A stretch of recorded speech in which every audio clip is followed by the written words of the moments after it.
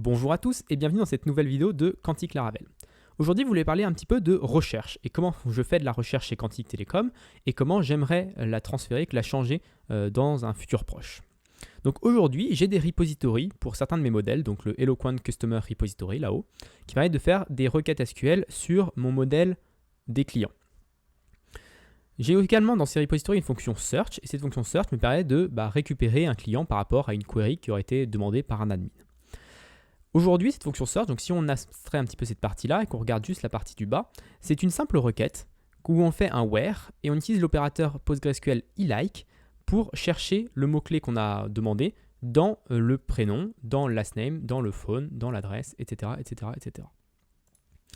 L'opérateur eLike qui fonctionne avec des pourcentages qui sont un petit peu comme des étoiles, on va dire, c'est-à-dire qu'il peut y avoir quelque chose avant, il peut y avoir quelque chose après. Si j'avais pas mis le pourcentage après,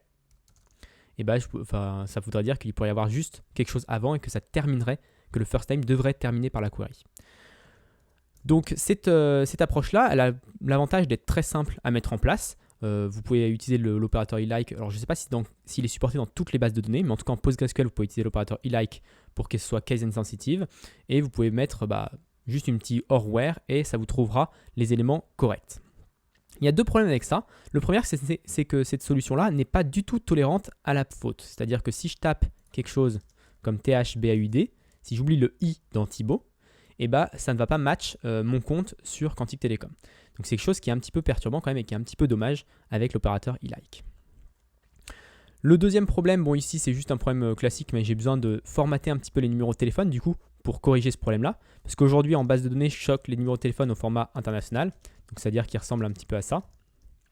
Mais du coup, si quelqu'un cherche 22, il ne va pas trouver parce qu'il y a des espaces qui se baladent et vu que l'opérateur eLike n'est pas très tolérant, ça peut poser problème.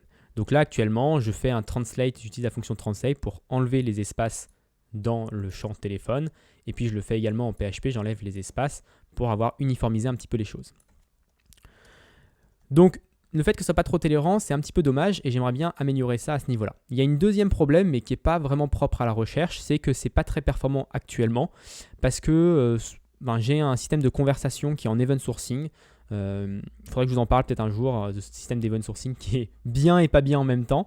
Mais en tout cas, j'ai plein de tables. Je dois avoir 17 tables pour juste le système de conversation où je stocke dans chacune des tables un type d'événement qui peut arriver sur une conversation. Par exemple, un administrateur a envoyé un message, un administrateur a clôturé une conversation, un client a laissé un message, un client a vu la conversation. Enfin voilà, il y a pas mal des événements qui peuvent arriver comme ça.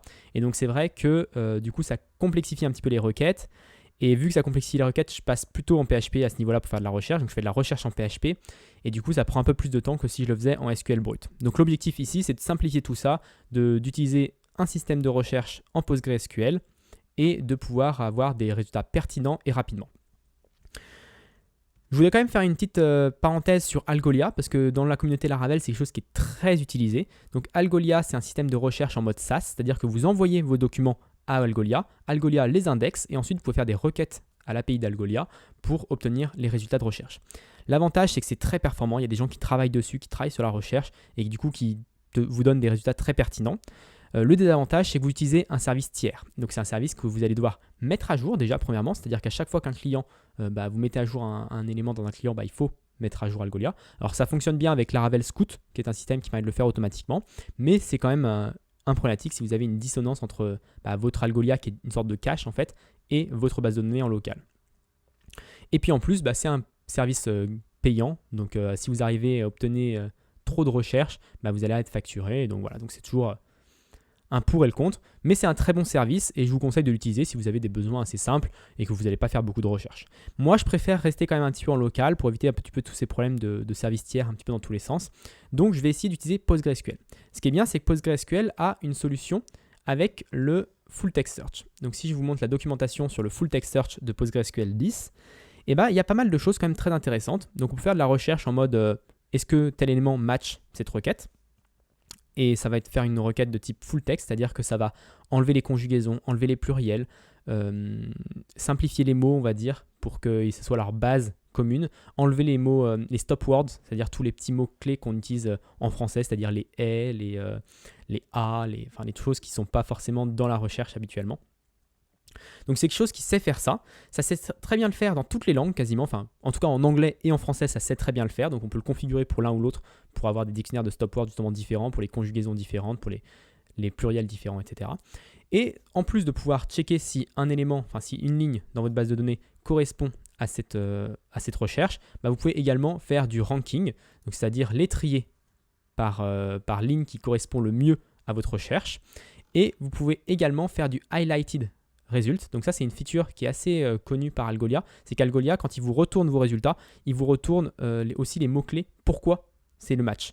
Donc si par exemple je marque THBAUD, il va me mettre en gras Thibaut dans le document en disant c'est parce que Thibaut est dans le document que vous avez que ce document-là est ressorti dans la recherche.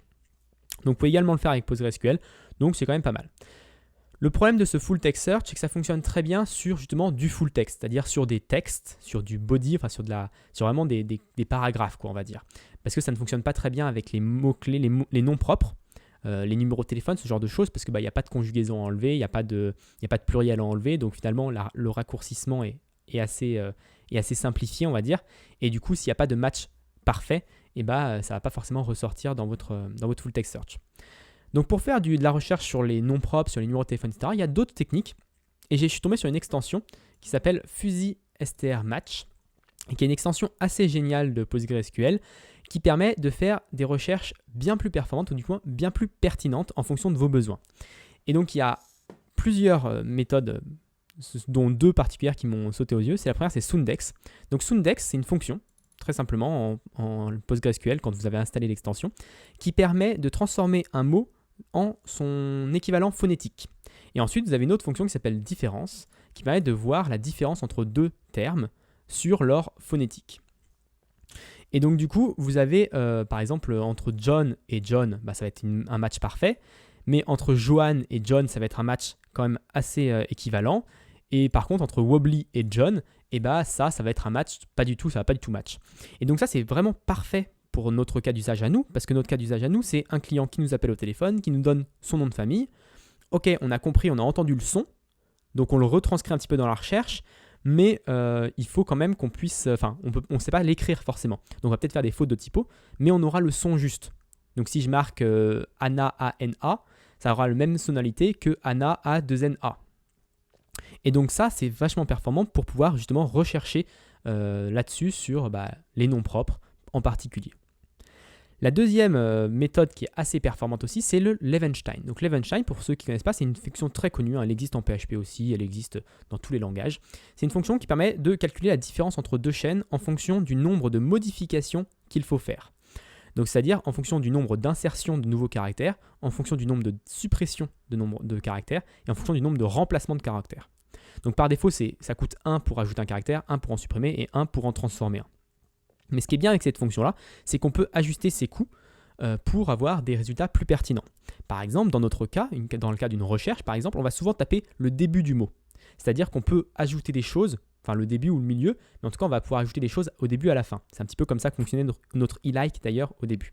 C'est pour ça que c'est intéressant quand on fait du Levenshtein sur de la recherche, de mettre le coût d'insertion à 0.